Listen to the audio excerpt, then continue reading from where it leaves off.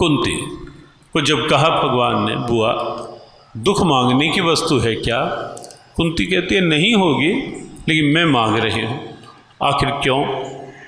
कुंती ने उत्तर दिया, कृष्ण मैं जानती हूँ, मानती हूँ, मेरे जीवन में बहुत विपत्तियाँ आई, बहुत कष्ट आए, लेकिन यह भी मानती हूँ कि जब जब मेरे जीवन में कोई कष्ट आया, कोई विपत्ति आई, कोई दुख आया, तब तब मैंने तुझे पुकारा, केवल तुझे। मैं किसी के द्वार पर अपनी विपदा को लेकर गई नहीं, रोई नहीं, मैंने किसी का द्वार नहीं खटखटाया गोविंद। मैंने किसी के पास जाकर यह नहीं कहा कि मैं बहुत विपत्ति में हूँ, मेरी सहायता करो, मेरा साथ दो। किसी से नहीं कहा। जब भी हुआ मैंने केवल तुझे पुकारा। और एक बात यहाँ आप सबके लिए, देखो संसार है, संसार में दोनों द्वंद्व हैं। ये संसार है ही द्वंद्वात्मक, दिन है रात है ही, कभी संयोग है, कभी वियोग है, कभी मान है, कभी अपमान है, कभी शीत है, कभी उष्ण है, कभी लाभ है, कभी हानि है, कभी बचपन है, कभी वृद्ध अवस्था है, कभी जीवन है, कभी मृत्यु है। ये संसार है ही उसी क्रम का। संसार में प्रतिकूलताएं आए नहीं, ये संभव नहीं, ये संभव नहीं। संसार में सब कुछ मेरे अनुकूल चलता रहे, हो नहीं सकता, हो नहीं सकता, हुआ नहीं, कभी नहीं, कहीं नहीं। पूज्य स्वामी राम सुखदास जी महाराज एक बात पे बहुत बल देते थे।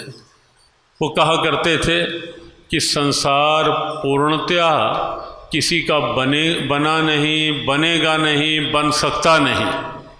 वो एक एक शब्द में उनके, जिन्होंने स्वामी राम सुखदास जी महाराज का या उनके साहित्य का भी कभी संग किया है, तो अनुभव करते होंगे इस बात को कि उनके शब्दों में कितना, एक एक शब्द में कितना वजन था और कितना आग्रह होता था किसी बात को मनवाने के लिए।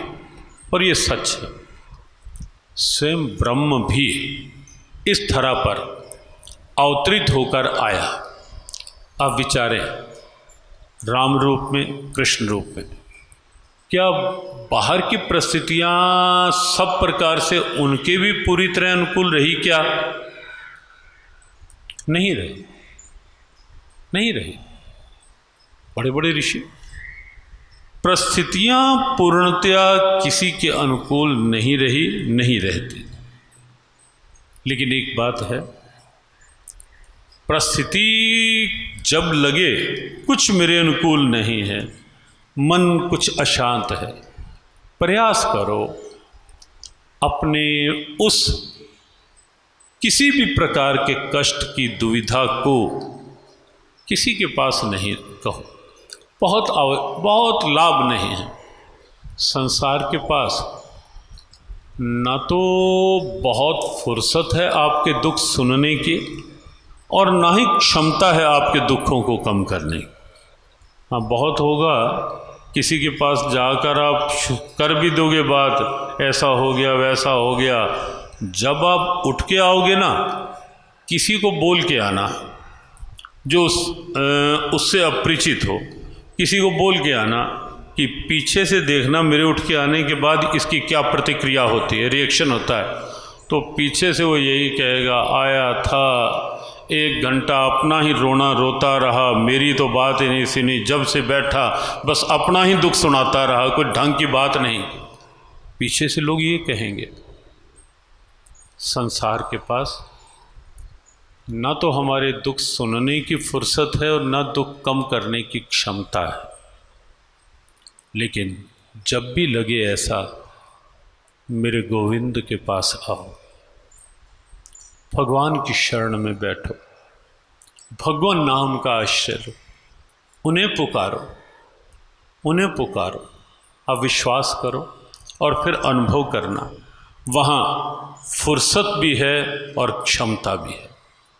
वो सुनते हैं, सुनेंगे, और फिर क्षमता भी है, पुकारना सीखें। कुंती ने कहा, कृष्ण, जब भी मेरे जीवन में कोई दुख आया, मैंने आपको पुकारा, केवल आपको, और मेरा अनुभव इस बात का भी साक्षी है कि जब जब आपको पुकारा, आप आए और आपने आकर मेरे दुख का हरण भी किया। मेरे दुख का हरण भी आपने किया। इसलिए गोविंद, इसलिए कृष्ण, मैं अब जीवन के इस चतुर्थ प्रहर में, कुंती ने कहा कि जीवन का अब चतुर्थ प्रहर है, चौथा पड़ाव है। मुझे ऐसा लगता है कि इस पड़ाव में कहीं ऐसा ना हो कि ये संसार का वैभव, संसार के आकर्षण मुझे कहीं तेरे से दूर कर दें। गोविंद, संसार की विपत्तियां तो सह लूँगी, लेकिन एक क्षण का भी तेरे नाम का वियोग नहीं सह सकती मैं।